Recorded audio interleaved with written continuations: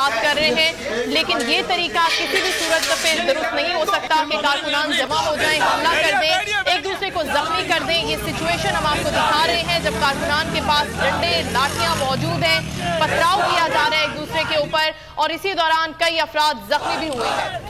कराची में बलदियाती इंतखाबात के बाद नताइज ताखीर से आने की वजह से मुख्तलिफ DRO ऑफिस पर हंगामा आराई देखने में आई है। किमानी DRO ऑफिस और उसके साथ साथ उर्दू साइंस यूनिवर्सिटी में भी तहरीक इंसाफ और पीपल्स पार्टी के कारकुनों में हंगामा आराई देखने में आई।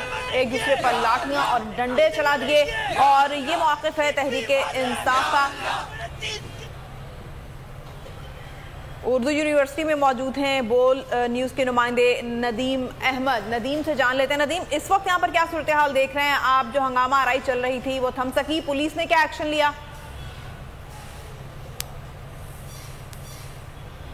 की जानिब से तो इस हवाले से किसी किस्म का कोई एक्शन नहीं लिया गया। सिर्फ और सिर्फ यही कोशिश की जाती रही दिन भर कि किसी भी तौर पर कोई ऐसा खूनी तसादुम ना हो जिसकी वजह से सूरत